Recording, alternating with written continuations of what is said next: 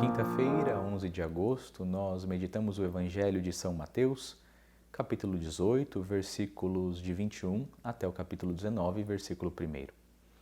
Naquele tempo, Pedro aproximou-se de Jesus e perguntou: Senhor, quantas vezes devo perdoar, se meu irmão pecar contra mim?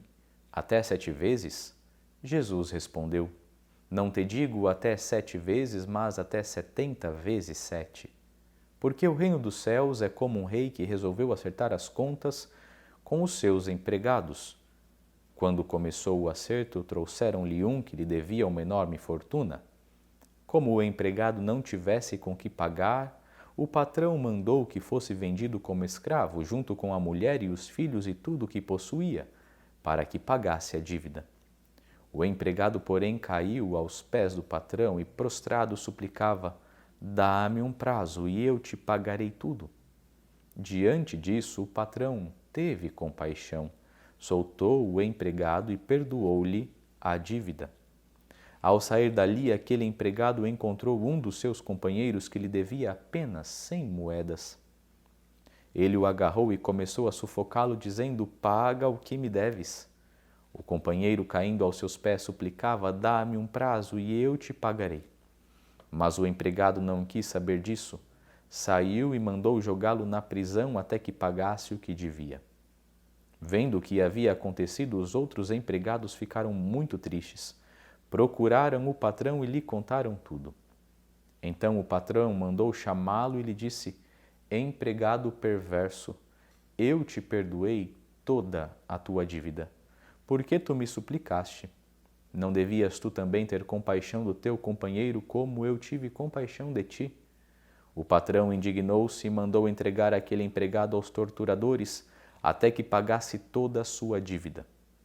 É assim que o meu Pai que está nos céus fará convosco, se cada um não perdoar de coração ao seu irmão. Ao terminar estes discursos, Jesus deixou a Galiléia e veio para o território da Judéia, além do Jordão. Queridos irmãos, neste Evangelho nós encontramos a bela passagem, o belo discurso sobre o perdão de Jesus Cristo. Queremos olhar com carinho para este Evangelho para obtermos dele os frutos para a nossa caminhada de fé, para a nossa salvação. Pedro, no seu ímpeto de querer ajudar, de querer ser disponível, de querer colaborar, apresenta para Jesus uma pergunta já com uma resposta.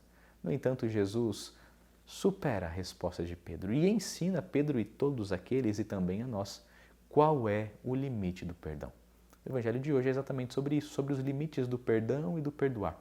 Qual é o limite do perdão? E a resposta de Jesus, o que Jesus ensina é muito claro. O perdão, o perdoar não tem medida, não tem limites. Perdoar sempre. E a medida do perdão é o sempre, sempre que necessário, sempre que possível. Perdoar sempre. Queridos irmãos, Jesus, para ilustrar bem que perdoar deve ser uma obrigação, uma regra, não uma exceção, conta a parábola do rei e dos 2 servos. O rei é a figura de Deus que paga, que perdoa a alta dívida que o primeiro servo tem. Este primeiro servo é a figura da humanidade. Nós temos uma grandiosa dívida com Deus. Esta dívida nos foi paga, essa dívida nos foi perdoada pelo sacrifício de Cristo na cruz. Tínhamos uma grande dívida, essa grande dívida seria impossível de ser paga por nós, tal como a dívida do primeiro servo. O evangelista diz que o primeiro servo devia uma enorme fortuna. Traduzindo, era uma dívida impossível de ser paga durante a sua vida. Era humanamente impossível pagar essa dívida, nem que ele trabalhasse toda a vida, todos os dias, 24 horas por dia, ele não conseguiria pagar essa dívida. Este primeiro servo é a humanidade que vive uma grande dívida para com Deus, dívida esta que é paga no alto da cruz. Queridos irmãos, depois, o outro servo representa a relação da humanidade entre si, dos homens entre si. O primeiro servo devia muito, Deus o perdoou, o rei o perdoou. Depois, um outro servo devia ao primeiro servo apenas 100 moedas, uma dívida que poderia ser paga de forma muito fácil. Então, o servo que teve muito perdoado não aceita perdoar o que lhe deve pouco e não lhe perdoa.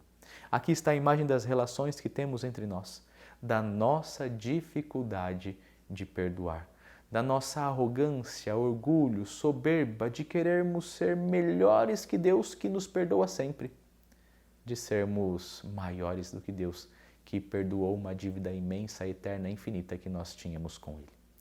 Quando os irmãos vêm até o confessionário dizendo da dificuldade de perdoar, eu apresento a imagem do próprio confessionário para eles. E eu pergunto, quantas vezes você já se confessou na vida? E a pessoa disse, padre, até já perdi as contas, foram muitas vezes.